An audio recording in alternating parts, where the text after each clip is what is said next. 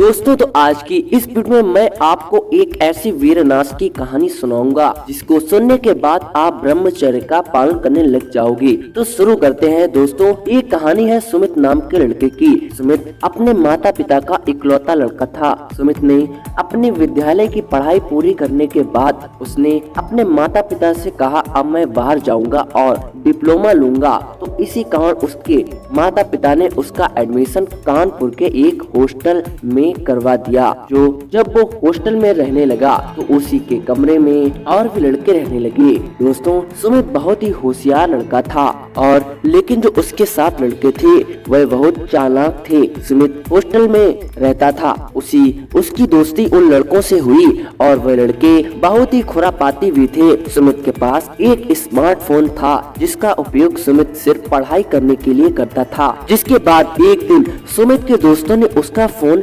मांगा और गलत वीडियोस देखने लगे। अब उन्होंने ये वीडियो सुमित को भी दिखाई। सुमित इन वीडियोस को देखकर हक्का धक्का रह गया और वो डर गया। लेकिन फिर उसके दोस्तों ने उससे कहा कि इसे देखने से कोई दिक्कत नहीं होगी और तुम्हें अच्छा भी लगेगा, तुम्हारा मनोरंजन होता रहेगा। अब सुमित रोज उन वीडियोस को देखकर हिलाने लगा। अब उसकी यह आदत दिन ब दिन बढ़ती चली जा रही थी और अब वह वेश्याओं के पास भी समागमन करने के लिए जाने लगा और फिर कुछ दिनों बाद वह नशा की लत में भी पड़ गया। अब वह धीरे धीरे ऐसा करते उसे 2 साल होने को आए। अब उसकी पढ़ाई पूरी हो चुकी थी। वह घर के लिए निकल गया और गांव में घुसते ही उसको चक्कर आ गए और वह वहीं पर गिर पड़ा। तो कुछ देर बाद उसे पड़ा देख गांव के कुछ लोगों ने उसे पहचान लिया और फिर वह उसको घर पर ले आए। जिसके बाद उसके माता पिता उसकी यह हालत देखकर दंग रह गए। देखिए दोस्तों, उसकी हालत सुमित की देखने लायक थी क्योंकि उसका शरीर बिल्कुल ही कमजोर हो चुका था। वह मृतक के समान हो चुका था। उसकी आंखें बिल्कुल अंदर गड्ढे में घुस गई थी। उसके बाल झड़ने लगे थे दोस्तों और कई बीमारी सुमित को होने लगी। अब सुमित बात करने में भी उसको डर लगता था। सुमित की यह हालत उसके माता पिता ने उससे पहले कभी नहीं देखी थी। जब वह यहाँ से गया था तो वो हष्ट पुष्ट था। अब उसकी बहुत ही हालत गंभीर हो चुकी थी। इसके बाद सुमित को एक डॉक्टर के पास दिखाया गया। डॉक्टर ने उसको कुछ ऐसी वैसी बीमारी बताकर उसको वहाँ से रवाना कर दिया। जिसके बाद सुमित अब भी ठीक नहीं था क्योंकि वह प्रतिदिन अब भी हस्त मैथुन कर रहा था। उसके बाद उसके गांव के एक वैद्य उसको देखने आए। उन्होंने इसकी जड़ को पकड़ा और सुमित को अकेले एक कमरे में ले गए और उससे पूछा क्या तुम ब्रह्मचर्य का नाश करते हो? तो सुमित रो पड़ा और उसने अपनी पूरी बातें उन वैद्य को बताई। जिसके बाद वैद्य ने उसके माता पिता को भी उसकी बात बताई और उसे अपने यहाँ आने को कहा। एक दिन सुमित के माता पिता सुमित को उस वैद्य के पास लेकर गए और वैद्य ने कुछ जड़ी बूटियों का सेवन करने को कहा और अखंड ब्रह्मचर्य का पालन करने को कहा। लेकिन दोस्तों सुमित की वो स्थिति हो गई थी कि आप सोच नहीं सकते।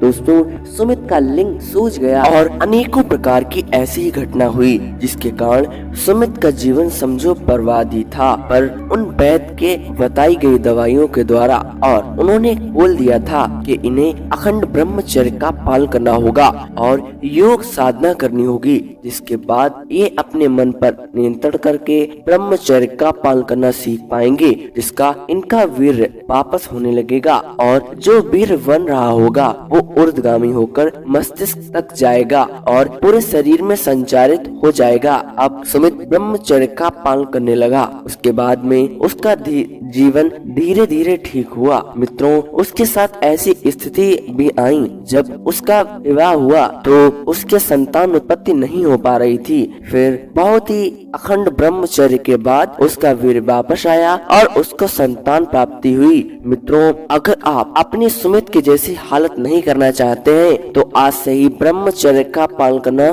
शुरू कर दीजिए। मित्रों ब्रह्मचर्य में ही वो असली सुख है जिसको आप बाहर भोग की दुनिया में ढूंढ रहे हो। मित्रों एक बार आप ब्रह्मचर्य का पालन करके तो देखिए, आपका जीवन न बदल जाए तो कहना। मित्रों आजकल के इस युग में सभी के पास फोन है जिसके कारण वह लोग ब्रह्मचर्य का नाश कर देते हैं। लेकिन मित्रों, आपको अपने फोन का सही इस्तेमाल करना है, सही उपयोग करना है। अब तक आपने अनेकों गलतियां की, अनेकों बार वीर को नाली में बहाया, पर अब आज से आपको अखंड ब्रह्मचर्य का पालन करना होगा। और दोस्तों, ये होगा कैसे? तो मित्रों, जब आपके मन में कोई गलत विचार आए तो उस विचार को मारने के लिए आप अकेली जगह से उठकर कई लोगों के साथ बैठो, अच्छी संगत में बैठो, न कि गलत संगत में। अगर गलत संगत में बैठोगे तो वो गलत काम करने का ही प्रोत्साहन देंगे। इसलिए अपनी संगत को सुधारो। और मित्रों, आपको साधु संत की संगत जरूर करनी है। आप अपने घर के पास मंदिर में जाकर प्रतिदिन शाम को भजन कीर्तन करें। उसके बाद में रात्रि होने पर आपको राम का नाम उच्चारण करके ही लेटना है। कम से कम आपको 5 मिनट तक नाम जप करना है, जिससे आपका मन शुद्ध हो जाए और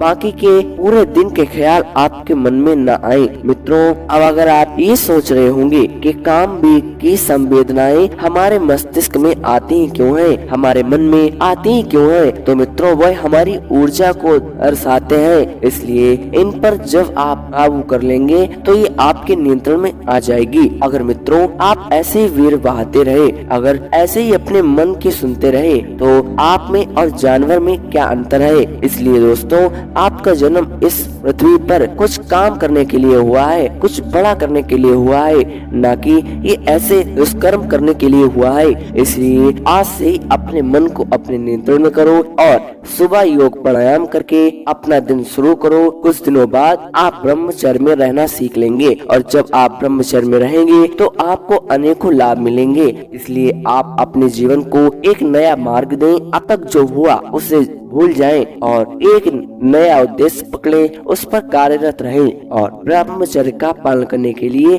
हमारे इस चैनल को सब्सक्राइब करें, हम आपकी हेल्प करेंगे। और वीडियो अगर अच्छी लगी हो तो लाइक, कमेंट, शेयर जरूर करना। मिलते हैं नए वीडियो के साथ। जय श्री